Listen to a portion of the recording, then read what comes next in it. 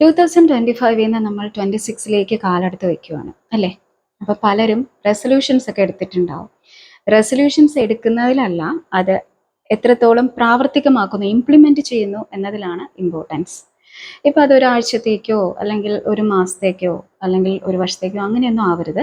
നമുക്ക് പറ്റുന്നിടത്തോളം മാക്സിമം അത് നമ്മൾ പ്രാവർത്തികമാക്കി കൊണ്ടുപോവുക എന്നതാണ് ഇമ്പോർട്ടൻസ്. അപ്പം ഞാനും പതിവ് പോലെ റെസൊല്യൂഷൻസ് എടുത്തിട്ടുണ്ട്.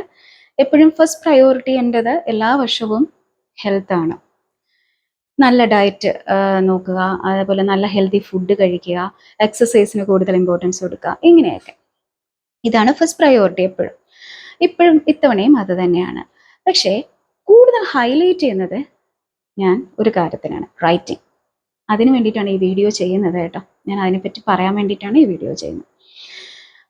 അപ്പം ഹെൽത്ത് ഇമ്പോർട്ടൻസ് ആണ്, പക്ഷെ അതുപോലെ തന്നെ ഞാൻ ഇത്തവണ കൂടുതൽ ഹൈലൈറ്റ് ചെയ്യുന്നത് റൈറ്റിംഗ് ആണ്. റൈറ്റിംഗ് എന്ന് പറയുമ്പം പോംസോ സ്റ്റോറീസോ ഒന്നും അല്ല. ഡെയിലി ഒരു ഹാഫ് ആൻ അവർ എങ്കിലും എന്തെങ്കിലും ഒന്ന് യൂസ്ഫുൾ ആയിട്ടുള്ള കാര്യങ്ങൾ റൈറ്റ് ഡൗൺ ചെയ്ത് വെക്കുക എന്നുള്ളതാണ്. ഓക്കെ, അതായത് നമ്മുടെ ഈ റൈറ്റിങ്ങിന് നമ്മുടെ ലൈഫിൽ ഒരുപാട് ഇൻഫ്ലുവൻസ് ചെയ്യാൻ പറ്റും. നമ്മൾ ഭയങ്കര ഇമ്പാക്റ്റ് ആണ്. നമ്മുടെ ചിന്തകൾ, നമ്മുടെ കൺഫ്യൂസ്ഡ് ആയിട്ടുള്ള തോട്ട്സ്, നമ്മൾ ചിലപ്പം ചില സമയം നമ്മുടെ മനസ്സിൽ കൂടെ ഒരുപാട് ചിന്തകൾ കടന്നു പോകും അല്ലേ, ഭയങ്കര കൺഫ്യൂസ്ഡ് ആയിട്ടുള്ള.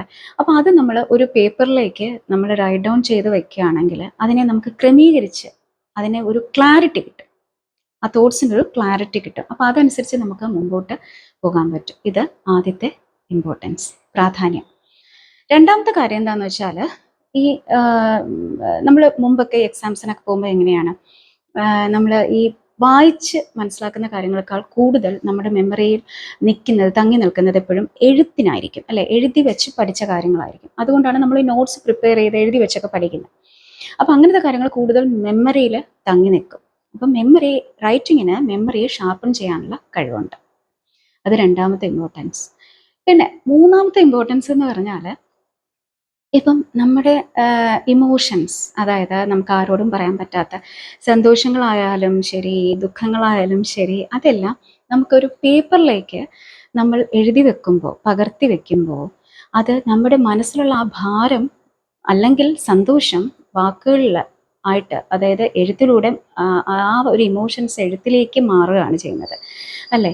അപ്പോൾ അത്രയും നമ്മുടെ മനസ്സിൽ നിന്ന് അത് മാറി നമ്മുടെ മനസ്സ് കാമാകും അല്ലെങ്കിൽ റിലാക്സ്ഡ് ആവും. ഇത് ഞാൻ പറയുന്നതല്ല, ഇത് വലിയ വലിയ ആൾക്കാർ, മഹാന്മാർ പറഞ്ഞിട്ടുള്ള കാര്യമാണ്.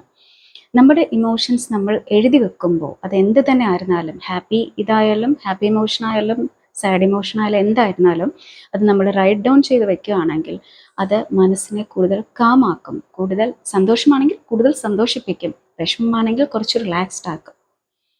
ഓക്കെ, അപ്പോൾ അത് മൂന്നാമത്തെ ഇമ്പോർട്ടൻസ്.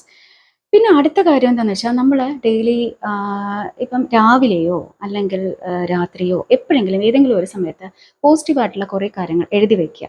നമുക്ക് കിട്ടിയ ബ്ലെസ്സിങ്സ്, നമുക്ക് നമ്മൾ ഹാപ്പിയാണ്, നമുക്ക് ചുറ്റുമുള്ള കാര്യങ്ങൾ നമ്മൾ വളരെ സാറ്റിസ്ഫൈഡ് ആണ്, നമുക്ക് കിട്ടിയ അനുഗ്രഹങ്ങൾ, എന്തെങ്കിലുമൊക്കെ അനുഗ്രഹം നമ്മൾ ജീവിതത്തിൽ ഉണ്ടാവും, നമുക്ക് ദൈവം തന്നിട്ടുണ്ടാവും. അപ്പോൾ അതിന് നമ്മൾ ഗ്രേറ്റ്ഫുൾ ആകുക, ആ താങ്ക്സ് നമ്മൾ എക്സ്പ്രസ് ചെയ്യുക. അത് ലോ ഓഫ് അട്രാക്ഷൻ്റെ ഒരു ടെക്നിക്കാണ്. നമ്മൾ എഴുതി വെക്കുന്നത്. അപ്പോൾ നമ്മുടെ ലൈഫ് കൂടുതൽ ബെറ്റർ ആകും എന്നാണ് ലോ ഓഫ് അട്രാക്ഷൻ പറയുന്നത്. ഓക്കെ, അപ്പോൾ അത് നാലാമത്തെ ഇമ്പോർട്ടൻസ്. പിന്നെ അടുത്ത കാര്യം എന്താണെന്ന് വെച്ചാൽ, ഇത് എൻ്റെ ഒരു എക്സ്പീരിയൻസിൽ നിന്ന് ഞാൻ പറയാം, ഒരു പേഴ്സണൽ എൻ്റെ ലൈഫിൽ നിന്നുള്ള ഒരു കാര്യമാണ് ഞാൻ പറയാൻ പോകുന്നത്. ഇപ്പം ഞങ്ങൾക്ക് ബിസിനസ്സാണ്. ഹസ്ബൻഡ്, ഞാൻ കിച്ചുവേട്ടൻ എന്നാണ് വിളിക്കുന്നത്. കിച്ചുവേട്ടൻ ഹീസ് റണ്ണിങ് ദ ഷോ.